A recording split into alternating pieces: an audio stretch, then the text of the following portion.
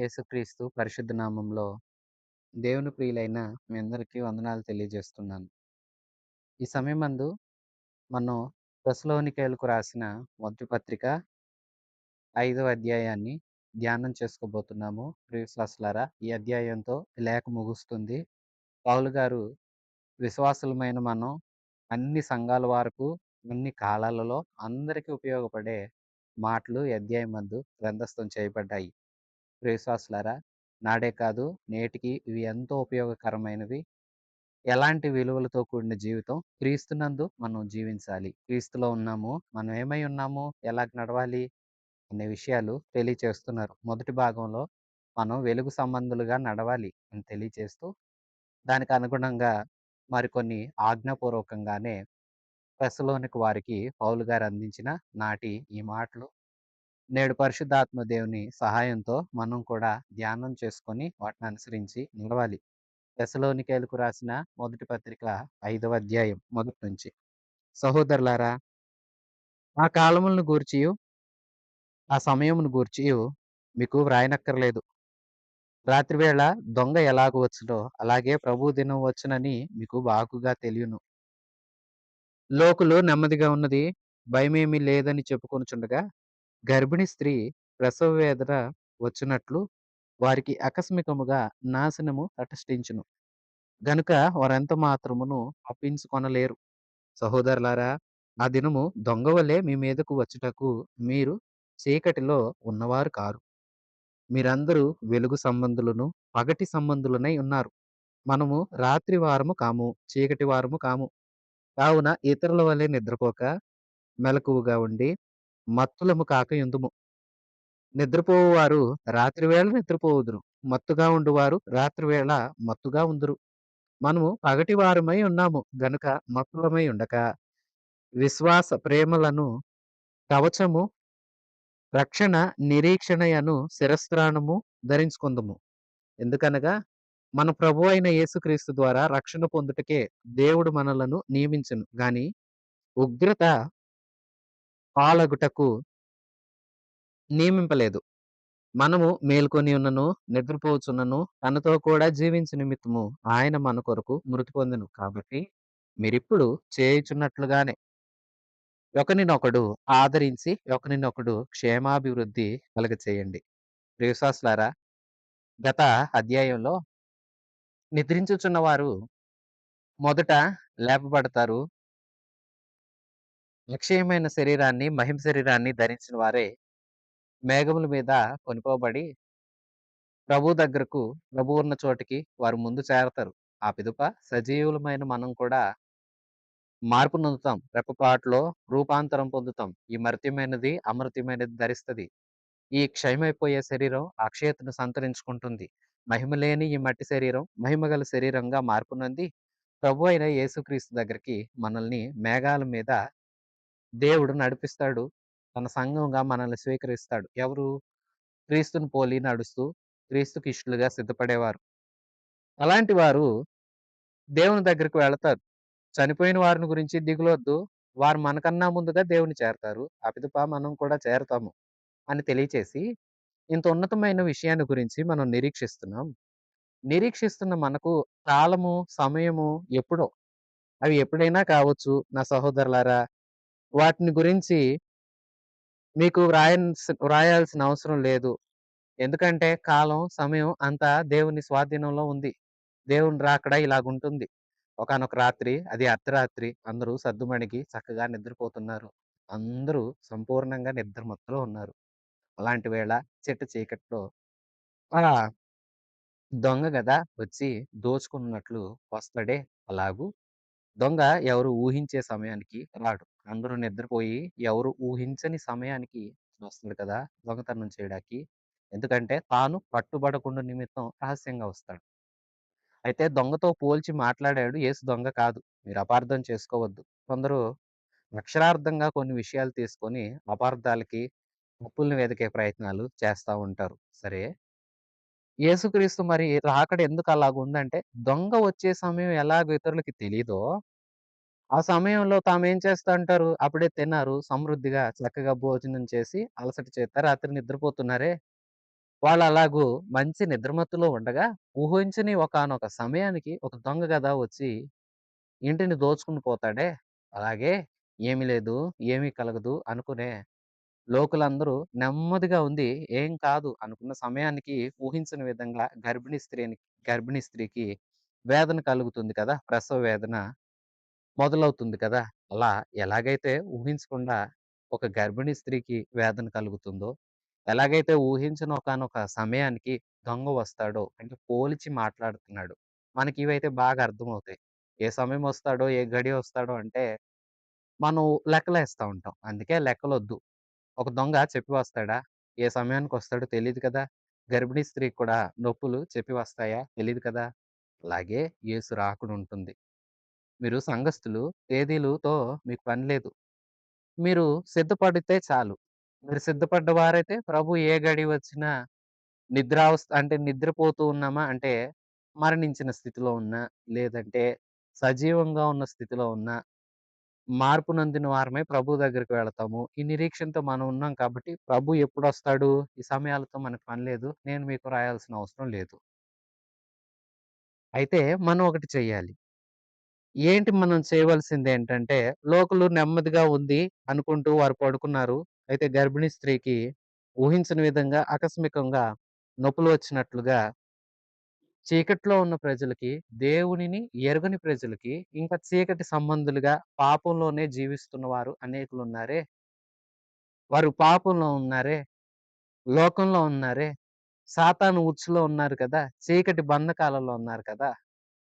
కటిక చీకటి వారిని కమ్మి ఉంది. వారి మనోనేత్రాలు మూత వేయబడ్డాయి. ఇదిగో వారు చీకట్లో ఉన్నారు. చీకట్లో ఏం జరుగుతుందో వారెరుగరు. నిద్రపోయారు.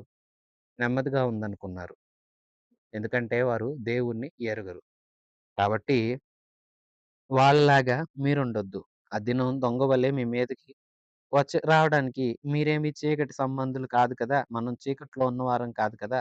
మనం వెలుగు సంబంధులము. పగటి సంబంధులమై ఉన్నాము. మనం రాత్రి వారముగా ఉండకూడదు. చీకటి వారము కాదు. వారు ఇతరులు నిద్రపోతున్నారు. మెలకువగా మనం ఉండాలి. వాళ్ళలాగా మత్తులుగా మనం ఉండకూడదు. వాళ్ళు మత్తులో ఉన్నారు. నిద్రపోతున్నారు రాత్రి వేళ. మత్తుగా ఉన్నారు రాత్రి వేళ. మనం పగటి సంబంధులం, వెలుగు సంబంధులం. మనం నిద్రావస్థలోను, మత్తులోను ఉండకూడదు. విశ్వాసను, ప్రేమను కవచంగా ధరించి, రక్షణను, నిరీక్షణను శిరస్త్రాణంగా ధరించుకొని పగటి సంబంధుల్లాగా మనం ఎదురు చూడాలి. ఎందుకంటే ప్రభువైన యేసుక్రీస్తు ద్వారా రక్షణ పొందాలని మనం నియమించబడ్డాం గానీ, రక్షణ పొందుకొనడం కోసం, రక్షింపబడ్డం కోసం, ఉగ్రత నుండి తప్పించబడటం కోసం, పాపాన్ని ఒప్పుకొని విడిచిపెట్టి ప్రభువులో మనం కొనసాగుతుంది ఎందుకు? క్రీస్తుని అంగీకరించింది ఎందుకు? అసలు క్రీస్తు ఎందుకు వచ్చాడు అంటే, తనను విశ్వసించిన వారందరినీ రక్షించి, మన రాజ్యం ఇవ్వటానికి వచ్చాడు.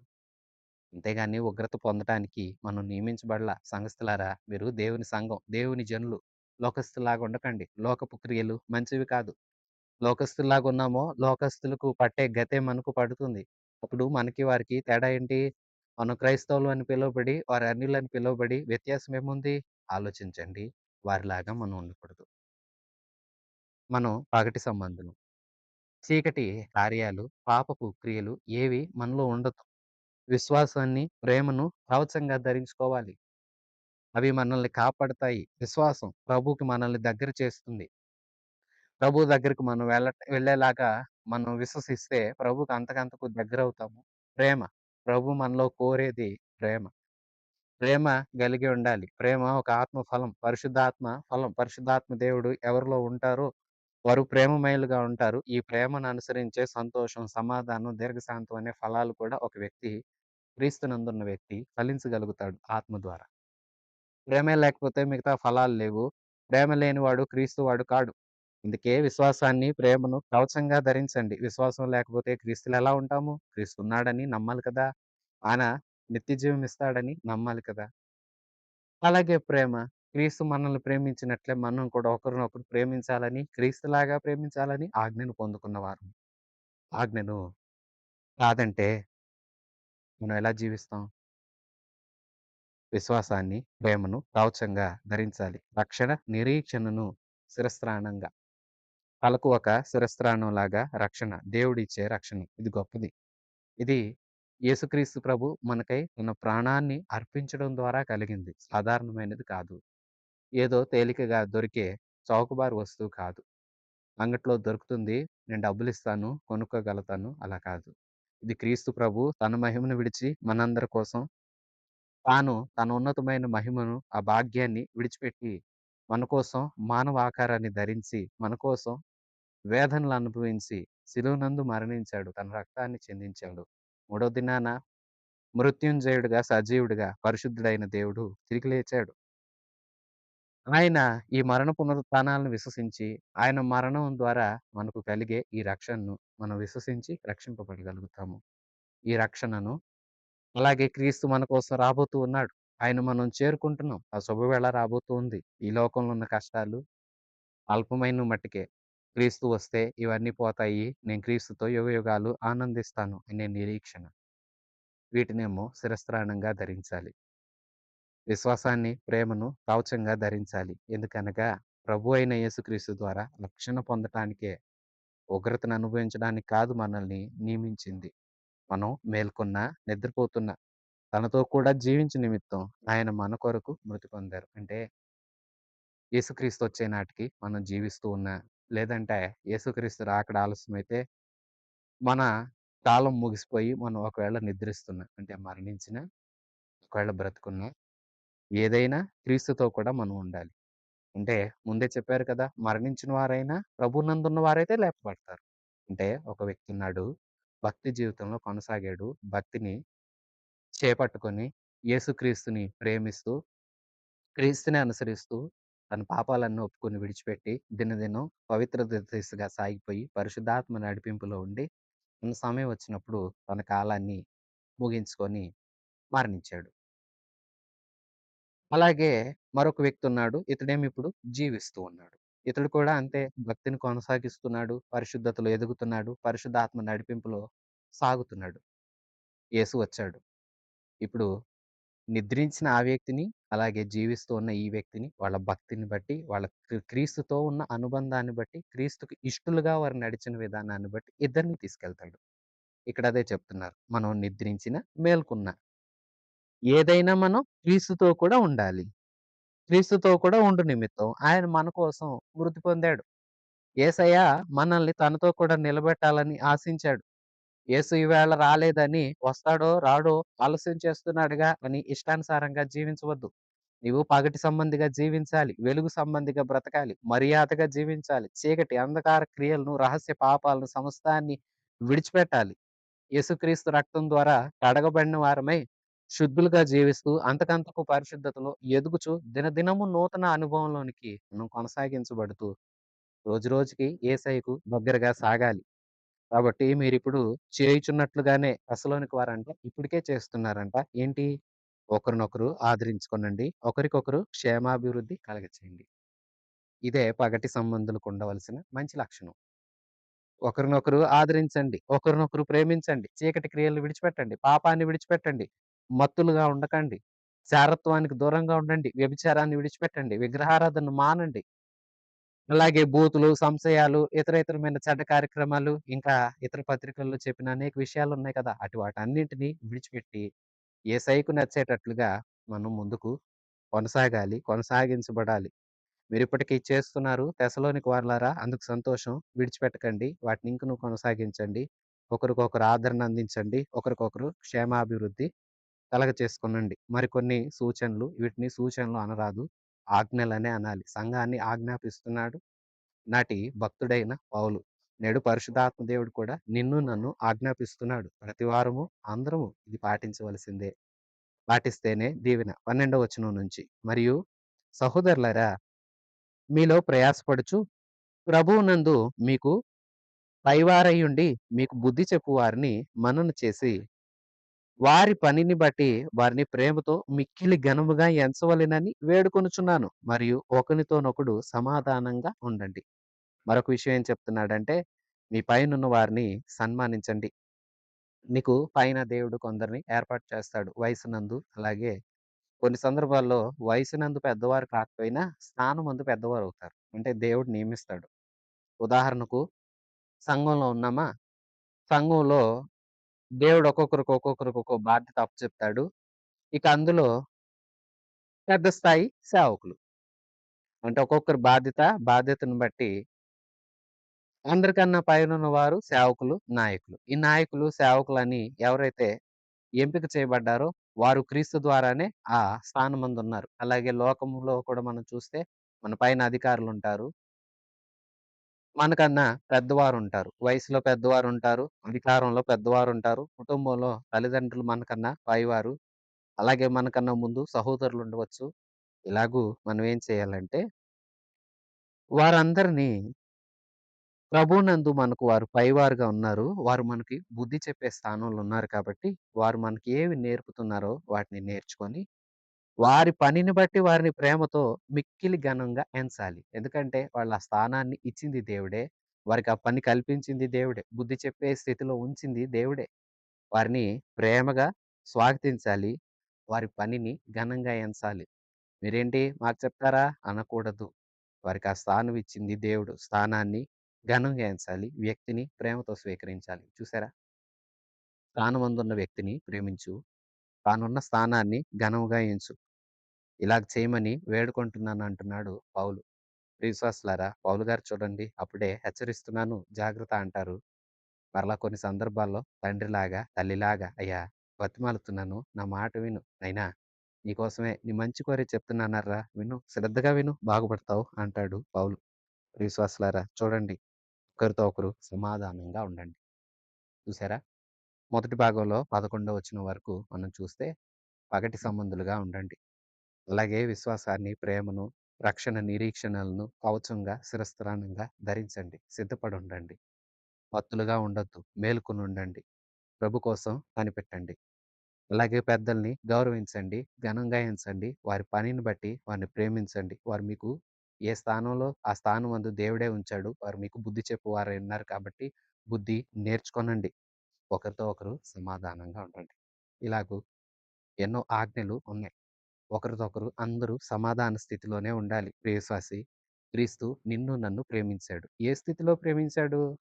ఈవేళ రక్షింపబడ్డావని, చక్కగా తెల్లని వస్త్రాలు వేసుకున్నావని, 4 పాటలు పాడుతూ బైబిల్ గ్రంథంలోని రెఫరెన్స్‌లన్నీ బాగా బట్టి కొడుతున్నావని కాదు. పాపపు స్థితిలో నీవు నేనున్నాము. పాపులుగా ఉన్నాము, శత్రువులుగా ఉన్నాము, బలహీనులుగా ఉన్నాము. దూరస్తులం దేవునికి. అట్టి స్థితిలోనే మనల్ని ప్రేమించి, మనల్ని తండ్రితో సమాధానపరచాలని తను మన కోసం పరలోకాన్ని విడిచిపెట్టి మన కోసం వచ్చి శ్రమను అనుభవించి శిలువనందు మరణించి తిరిగి లేచి తండ్రితో సమాధానపరిచాడు కదా! అంటే యోగ్యులమే కాని మనల్ని తండ్రి దగ్గరికి తీసుకెళ్ళి తండ్రి అని పిలుచుకునే భాగ్యం ఇచ్చాడు. అలాంటి నీవు నేను కూడా ఇతరులతో సమాధానంగా ఉండాలి. యేసుక్రీస్తు ప్రభు ఇంత సమాధానాన్ని మన పక్షంగా చూపిస్తే, మనం కూడా ఒకరితో ఒకరు సమాధానంగా ఉండాలి. సంఘంలో కొందరుంటారండి, ఒకరంటే ఒకరికి పడదు. అది మంచి పద్ధతి కాదు. సంఘం యొక్క ఉద్దేశమే కాదు. సంఘం అంటే దేవుని శరీరం. యేసుక్రీస్తు యొక్క శరీరంలో అనేక అవయవాలు. అవయవాలన్నీ కలిసి పనిచేస్తేనే, వాటి పని అవి శ్రద్ధగా చేస్తేనే, ఒకదాన్నొకటి వేలెత్తి చూపించుకుంటే శరీరం నడవదు. శరీరంలో ఉన్న అవయవాలన్నీ ఎవరికి ఏ పని కేటాయించబడిందో, ఏ అవయవానికి ఏ పని కేటాయించబడిందో, ఆ పని ఆ అవయవం నమ్మకంగా చేసి, దానితో కూడా తోటి అవయవానికి సహకారం అందించాల్సొస్తుంది. ఇప్పుడు గుండె ఉంది. గుండె పనితీరు చూడండి. అన్ని అవయవాల నుంచి వచ్చే రక్తాన్ని తీసుకోవడం, మళ్ళా దాన్ని మరొక అవయవానికి పంపడం, తర్వాత ఆ రక్తం శుద్ధి చేయబడడం, మరలా వచ్చిన రక్తాన్నంతా మరలా అన్ని అవయవాలకి పంపుతూ ఉంటుంది. అంటే ఇది నేను ఏ అవయవంతోనూ కలిసి పని చేయను అని గుండె గనక అంటే, మన శరీరం సరిగా నడవదు కదా! ఇలాగే ప్రతి అవయవం చూడండి శ్వాస తీసుకుంటాము. అలాగే ఆహారం తింటున్నాము. ఇలాగూ మనలో ఎన్నో కార్యాలు జరుగుతున్నాయి కదా! జరుగుతున్నవన్నీ లోపలున్న శరీరాలు గొడవ పడకుండా అన్నీ కలిసి పని చేస్తున్నాయి కాబట్టే, దేని పని ముగిసిన తర్వాత ఒక పని ముగిసింది ఒక అవయవంతో, అది మరొక చోటకి పంపబడింది. అలాగు ఉన్న అవయవాలన్నీ దేని పనది సక్రమంగా చేయబట్టి నీవు నేను మంచిగున్నాం. క్రీస్తు సంఘం మనం కూడా అలాగుండాలి. సంఘం సమాధానంగా ఉండాలి. ఒకరితో ఒకరు సమాధానంగా ఉండండి. 14 వచనం. సహోదరులారా మేము మీకు బోధించినది ఏమనగా అక్రమముగా నడుచుకోని వారికి బుద్ధి చెప్పండి. సక్రమంగా నడిచేవారున్నారా? మీరు చూసి చూడనట్లు వదిలేయొద్దు. వారు సంఘస్థులు కదా! బుద్ధి చెప్పండి. బుద్ధి చెప్పాలని వయసుకు మించిన పనులు చేయకూడదు. ఈ విషయంలో కూడా జాగ్రత్తగా ఉండాలి. జాగ్రత్త తీసుకోవాలి. మనం దేవుని కృపను బట్టి బుద్ధి చెప్పే స్థానమందుంటే బుద్ధి చెప్పాలి. లేదంటే వేరొకరికి ఆ పని చెప్పి వారి ద్వారా అయినా చేపించాలి. అంటే ఇప్పుడు ఉదాహరణకు మీకన్నా పై స్థాయిలో వయసులో పెద్దగా ఉన్నవారు తప్పు చేస్తున్నారంటే వారిని మీరు వెళ్లి దండించకూడదు. మీ వయస్సుని బట్టి. మీరు చిన్న వయసైతే. కానీ పెద్దలకి ఆ విషయాన్ని తెలియచేసి వారి ద్వారా వీరిని సరిచేయవచ్చు. మెటుకు అక్రమం జరగకూడదు. అది జరుగుతుంటే మనం కూడా చూసి ఊరకే ఉండకూడదు. ధైర్యము చెడిన వారిని ధైర్యపరచండి. మరొక ఆజ్ఞ ఏంటంటే ఎవరైనా కృంగిపోయి ఉన్నారా? ఇంకా కృంగదీయొద్దు. మాటల చేత కొందరుంటారు చచ్చేవారిని మాటలతో ఇంకా చంపేస్తారు. కొంచెం ఊపిరుంది. ఆ మనిషికి ధైర్యం చెప్తే ధైర్యపడతాడు. అయితే వీరెలాగుంటారంటే ఇంకా మాటలు చెప్పి ఉన్న ధైర్యాన్ని కూడా పోగొట్టి చంపేస్తారనమాట. అలాగుండొద్దు. ధైర్యం చెడిన వారికి ధైర్యం చెప్పండి. చూసారా? వెలుగు సంబంధులుగా ఉండండి. పైన వారిని సన్మానించండి. ప్రేమ కలిగుండండి. సమాధానం కలిగుండండి. అక్రమం చేయొద్దు. చేసేవారికి బుద్ధి చెప్పండి. మీరు క్రమంగా నడుచుకొనండి. ధైర్యం చెడిన వారికి ధైర్యం చెప్పండి. బలహీనులకు ఊతనీయుడి. అందరి ఎడల దీర్ఘశాంతం గలవారై ఉండండి. ఇంకేమంటున్నారు? ఎవరైనా బలహీనంగా ఉంటే మీరు వారిని బలపరచడం కోసం విశ్వాసులారా పేదలైన వారికి సహాయం చేయడం, చాలా కృంగిపోయిన వారికి ఓదార్పును అందించడం, కాస్త ఇంకా లేదంటే శారీరక బలహీనతలేమన్నా ఉంటే వారికి తోచిన సహాయం మనం చేయడం. ఇవన్నీ సంఘస్థులమైన మనం మనలో మనకి మన తోటి సహోదరులతో మనం ఉండవలసిన లక్షణాలు. సంఘస్థుల వరకే కాదు, సంఘం వెలుపటనున్న వారి విషయాల్లో కూడా మనం ఈ మంచి లక్షణాలు ప్రదర్శించాలి. మీరు సంఘస్థులు కాదండి, మీరు బయటవారు, మేము ప్రేమించము, ఇదిగో మీరు అన్యులు, మీకు జాలి చూపించం ఇలాగ అనొద్దు. మనం దేవుని పిల్లలం. అందరినీ సమానంగా చూస్తాము. సంఘంలో కాస్త ఎక్కువగా ఇంకా చక్కగా మనం ఉంటాము. బయట వారిని కూడా అలాగని తక్కువ చేయకూడదు. ధైర్యం చేయని వారికి ధైర్యం ఇవ్వాలి. బలహీనులకి ఊతనివ్వాలంటే ఆధారం ఇవ్వాలి. అందరికి ఎడల దీర్ఘశాంతం గలవారై ఉండండి. కోపగించుకోవద్దు. ఊరికొరికే కొందరికి కోపమొస్తుంది. మంచి పద్ధతి కాదది. కోపపడకూడదు. శాంతం వహించాలి. ప్రతిదాన్ని జాగ్రత్తగా పరిశీలించాలి. 15 వచనం నుంచి ఎవడును కీడునకు ప్రతి కీడు ఎవనికైనను చేయకుండా చూచుకొనుడి. మీరు ఒకని ఎడల ఒకడును మనుషులందరి ఎడలను ఎల్లప్పుడూ మేలైన దాన్ని అనుసరించి నడుచుకొనండి. విశ్వాసులారా ఇంకేం చెప్తున్నారంటే ఎవరికి కీడు చేశారని ప్రతి కీడు చేయొద్దు. కీడు చేసినా మీరు మేలే చేయండి. మనుషులందరి ఎడల మీకు కీడు చేసిన వారి ఎడల కూడా ఒకరి ఎడల ఒకరు మేలైన దాన్నే చేయండి. చెడ్డ వాటిని చేయొద్దు. కీడు మీరు చేయొద్దు. బైబిల్ గ్రంథంలో మనం అనేకుల్ని చూస్తాము. అన్నలే ఎంతో కీడు చేశారు యోసేపుకి. కానీ యోసేపుకి కూడా ఒక సమయం వచ్చింది. ఆ సమయాన యోసేపు కీడుకి ప్రతి కీడు చేయలేదు. పైగా ఎంతో మేలు చేశాడు సహోదరులకు. ఆనాడు సహోదరులందరూ సాగిలపడ్డారు. ఎందుకు? అతని యొక్క ఉన్నతమైన విలువలను చూసి. మనం కూడా అలాగుండాలి. కీడు చేశారని మనం కూడా ప్రతి కీడు చేయకూడదు. వాళ్ళన్నారు గదా! మనం అనకూడదు. వాళ్ళు తిట్టారండి, మేము తిడతాం అలా చెప్పకూడదు. వాళ్ళు చేశారని నువ్వు చేస్తే, వాళ్ళు క్రీస్తునందు లేరు. నువ్వు క్రీస్తునందున్నావు. నీకు వారికి వ్యత్యాసం ఏంటి? క్రీస్తే నిన్నడిగితే ఏం సమాధానం చెప్తావు? క్రీస్తు నిన్ను మెచ్చుకుంటాడా? మెచ్చుకోడు కదా! యేసయ్యను ఆరాధిస్తున్న నీవు యేసయ్యకి నచ్చేటట్లుగా ఉండాలి. కీడుకి ఎవ్వరు ప్రతి కీడు చేయొద్దు. చాలా జాగ్రత్తగా ఉండండి. ఈ విషయాన్ని గురించైతే ప్రభు ఎన్నో మాటలు మాట్లాడతారు. మీరు ఎవరైనా కుడి చెంప మీద కొడితే, ఎడమ చెంప చూపించండి. ఎవరైనా ఒక మైలు నడవమంటే, వారితో కూడా మరికొంత దూరం వెళ్ళండి. ఇలాగూ వారికి మీరు మేలు చేయండి. శత్రువులను కూడా హింసించి వారి కోసం గూడా ప్రార్థన చేయండి. వారికి ఆకలిగొనుంటే ఆహారం ఇయ్యండి. దప్పిగొన్నప్పుడు నీళ్ళివ్వండి. ఇలాగ చేసి మీరు మేలు వలన వాళ్ళ మనస్సును మార్చగలుగుతారు. అంతేగాని కీడు చేస్తే వారికి, మనకు తేడా ఉండదు. మనం దేవుడిని ఆరాధిస్తున్నాం. మన ప్రభువుని చూడండి. ఇస్కరియోతు యోధాని ఎంతగా క్షమించాడు. చివరి వరకు చెలికాడా అన్నాడు. యోధా ఏమన్నా మేలు చేయబోతున్నాడా? అది ప్రభువుకేమన్నా తెలీదా? కాదే. అయినప్పటికీ ప్రభు ప్రేమ ఉన్నతమైనది. ఆయన మనకు అన్ని విధాలా మాదిరి. తన్ను హింసిస్తున్న వారున్నారు. దూషణలు, దుర్భాషలాడుతున్నారు. ఇంకా ఎన్నో రకాలుగా ఉంటున్న జనాలందరిని చూచి సిలువలో కూడా ఆయన అదే చేశారు. తండ్రి ఏమి చేయుచున్నారో వీరెరుగరు. క్షమించు. అంతేగాని వారు కీడు చేశారని యేసయ్య వారికి కీడు చేశాడా? యూదాకు యేసయ్య కీడు చేశాడా? చేయాలనుకున్నాడా? అనుకోలా. మారటానికి తన జీవిత దినాలంతా అవకాశం ఇచ్చాడు. యూదానే మారలేదు. కానీ మనమైతే అలా కాదు. కీడుకు ప్రతి కీడు చేయొద్దు. జాగ్రత్తగా ఉండండి. మేలైన దాన్నే చేయండి. 16 వచనం. ఎల్లప్పుడూను సంతోషంగా ఉండండి. ప్రియవిశ్వాసులారా సంతోషంగా ఉన్నారా? ఇంకనూ లేరా? లేరైతే ఆలోచించండి. మీరు ప్రభువునందున్నారు. ప్రభువునందున్న మీరు ఆయన వాక్యాన్ని ధ్యానం చేస్తున్నారా? యెహోవా ధర్మశాస్త్రమందు ఆనందించుచు దివారాత్రం దాన్ని ధ్యానించువాడు ధన్యుడని లేఖనం సెలవిస్తుంది కదా! లేఖనాలు చదవటంలో ఆనందముంది. క్రీస్తుని ప్రార్థించుకోవడంలో ఆనందముంది. ప్రార్థించడం ద్వారా ప్రభువు మన కార్యాలు చేస్తే ఎంతో ఆనందం. ఇతరుల కోసం ప్రార్థించండి. ఇతరులకు మీ ప్రార్థన విన్న దేవుడేమైనా మేలు చేస్తే వారికి కలిగే మేలును చూడండి. అప్పుడు ఎంత సంతోషం కలుగుతుందో. ప్రభునందుండండి. ఎల్లప్పుడూ అన్ని విధాలుగా సంతోషించండి. వాక్యం చదవండి. సంతోషం కలుగుతుంది. ప్రార్థనా అనుభవంలో ఉండండి. సంతోషం కలుగుతుంది. సంఘానికి వెళ్ళండి. ఆరాధన క్రమాలకు హాజరవ్వండి. ప్రభువు చెప్పిన ఈ మంచి లక్షణాలు కలిగుండండి. ప్రేమ కలిగుండండి. శాంతం కలిగుండండి. ఎదుటివారికి మేలు చేయండి. అప్పుడు మీరు నిజంగానే ఆనందిస్తారు. అలా కాదంటే నిజంగానే ఆనందం ఉండదు. జాగ్రత్త. లోకస్తులకు ఆనందం లేదు. కానీ మనకు గొప్ప ఆనందం ఉంది.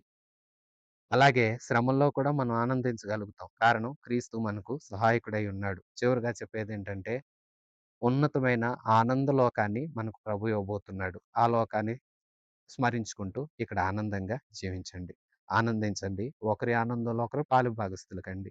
ఒకరి దుఃఖంలో ఒకరు పాలుభాగస్తులు కండి. ఒకరి కోసం ఒకరు ప్రార్థన చేసుకొనండి. ఇలాగు ఆదరించబడుతూ, ఇలాగు ప్రభువునందు జీవిస్తూ సంతోషంగా ఉండండి. 17 వచనం. ఎడతెగక ప్రార్థన చేయండి. ప్రార్థించటంలో మానకూడదు. ప్రియ విశ్వాసి ప్రార్థన ఆపకండి. సాకులు చెప్పకండి. ప్రభు ఈవేళ అంతా అలసిపోయాను. ప్రార్థించలేను. ఈ మాట అనకు. అలసట చెందకు. ప్రార్థించు. ప్రార్థించుట ద్వారా నువ్వు ప్రభుకి దగ్గరవుతావు. ప్రతి విషయాన్ని దేవునితో చెప్పు. పరామర లేకుండా ప్రభు దగ్గర మాట్లాడు. ప్రభు కూడా నీతో మాట్లాడాలి. ఆ విషయం మర్చిపోకు. నేను మాట్లాడాను అనుకు.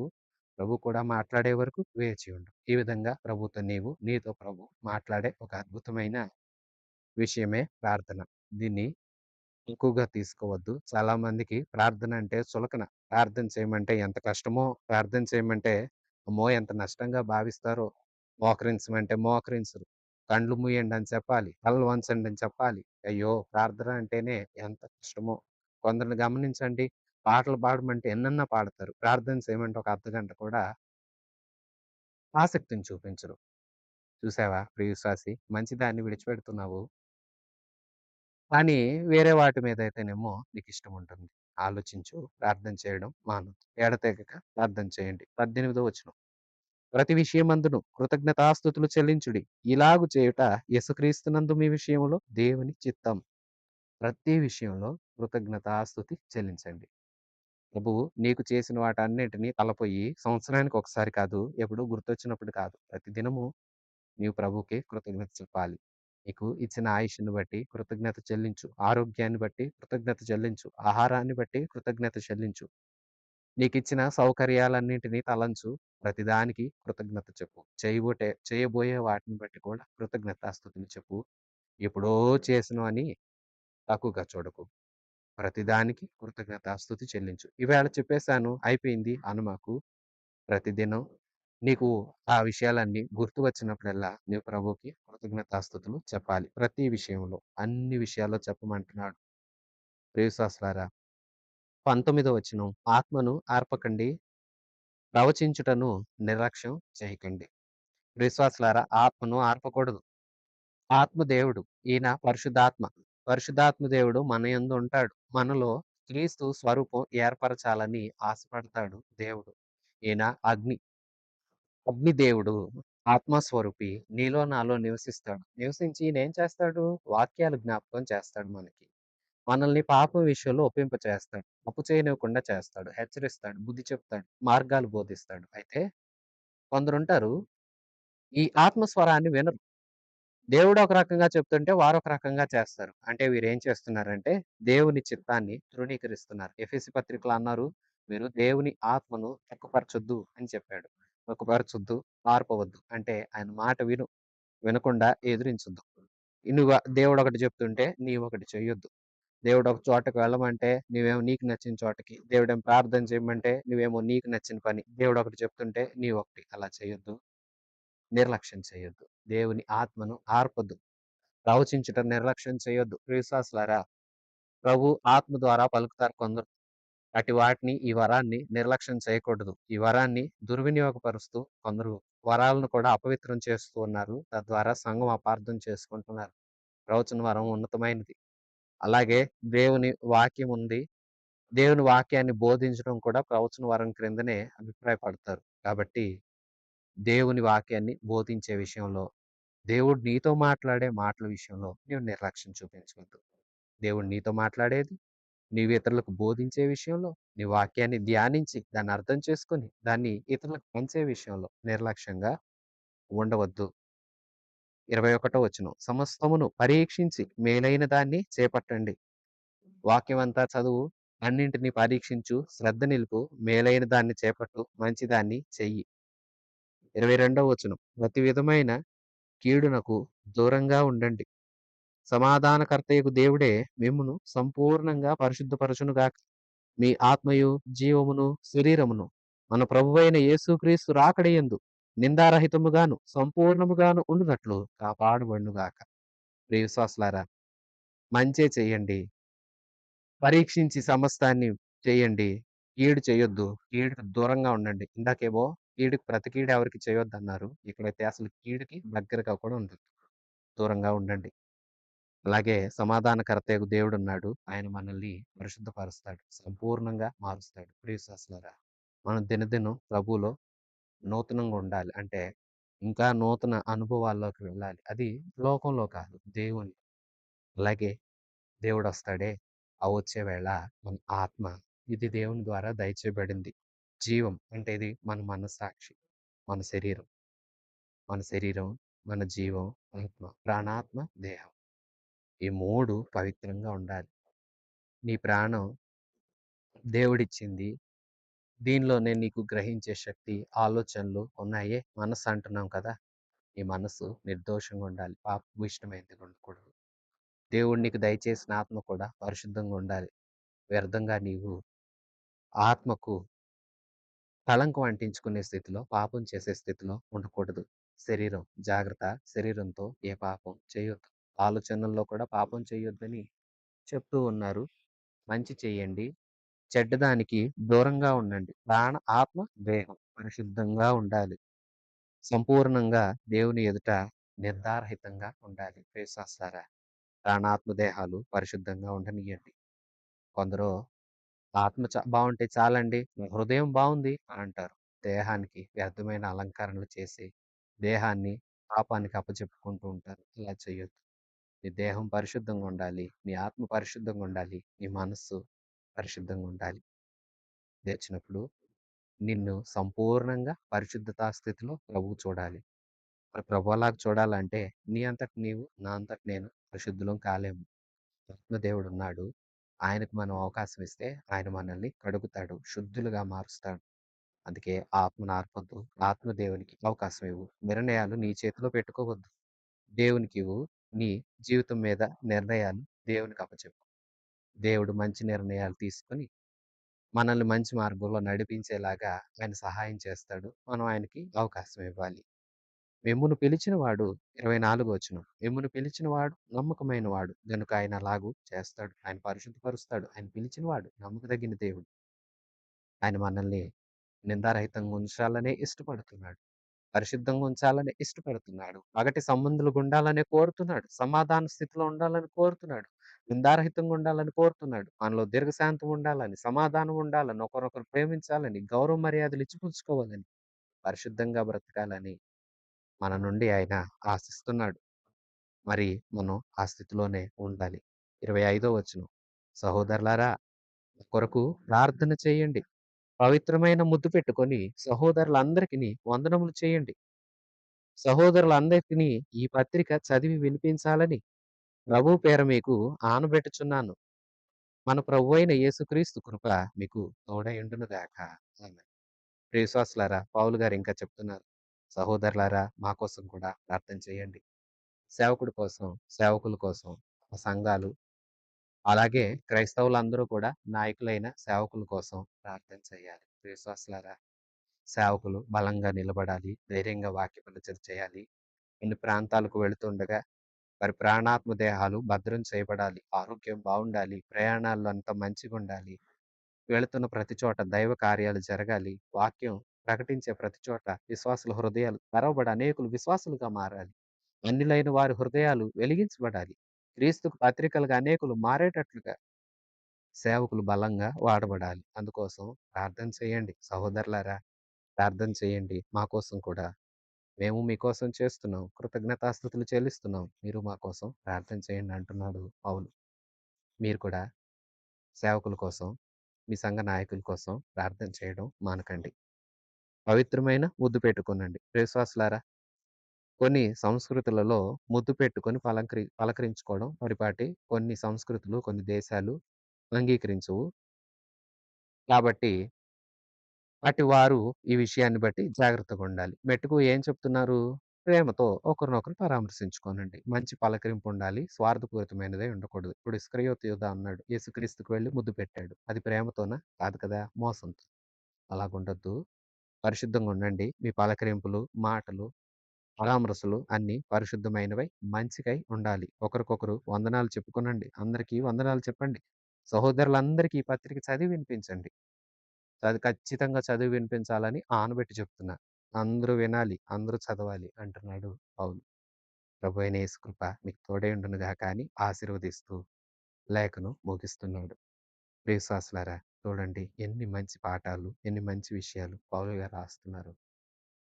ఈ పత్రిక రాయటంలో గల ఉద్దేశం తన సంఘానికి ఉన్నత పరిచర్య చేసింది చాలా తక్కువ కాలం.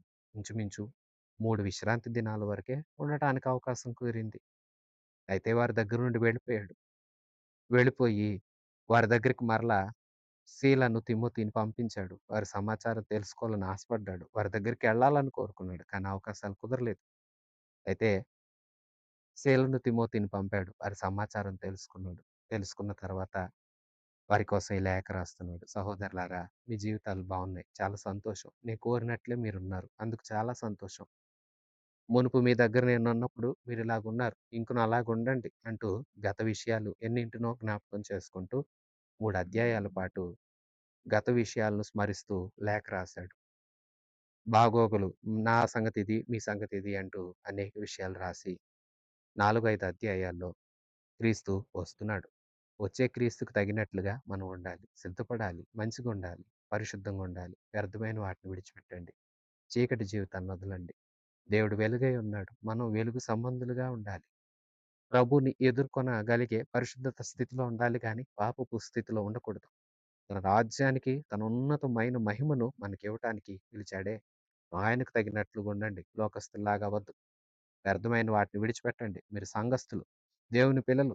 దేవుని పిల్లలైతే దేవునికి తగినట్లుగా ఉండాలి. లోకస్తుల్లాగా కాదు. ప్రభు చిత్తమైతే ప్రభు నన్ను మీ దగ్గరికి పంపాలని నిరీక్షిస్తున్నాను. అవకాశం ఉంటే త్వరగానే వస్తాను అంటూ ఈ లేఖ రాస్తున్నాడు.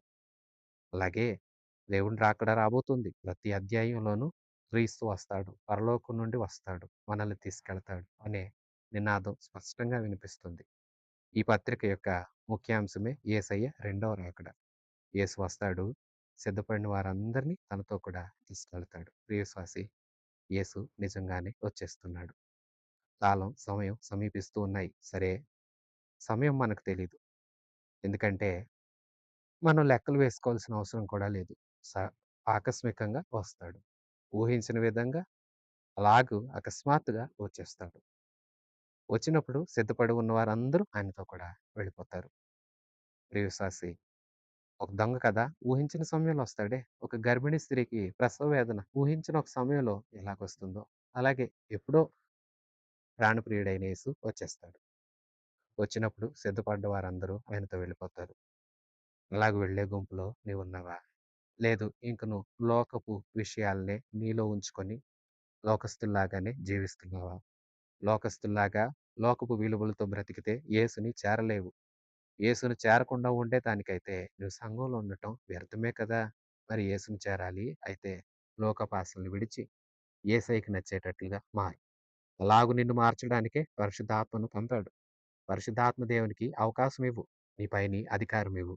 ఆయన నిన్ను యేసయ్యకి నచ్చేటట్లుగా మారుస్తాడు. అప్పుడు నీవు, నేను పవిత్రులమై ప్రభువుకి కలిగిన ఉన్నతమైన పరిశుద్ధతలోనికి ఎదిగిన వారమై ప్రభుతో కూడా యుగయుగాలు ఆనందిస్తాము. ప్రభు రాబోతున్నాడు. ఆర్భాటముతోనూ, ప్రధాన దూత శబ్దముతోనూ ప్రభువైన యేసు వస్తాడు. వచ్చే వేళ ప్రభువునందుండి నిద్రించిన వారు మొదట లేస్తారు. లేచి ఆయనతో కూడా కొనిపోబడతారు. ఆ మీదట మనం కూడా సజీవులమై నిలిచి ఉన్న మనం కూడా ఏకముగా ప్రభువుని ఎదుర్కొనుటకు ఆకాశ మండలమునకు మేఘముల మీద కొనిపోబడతాము. కాగా మనం సదాకాలం ప్రభుతో కూడా ఉంటాము.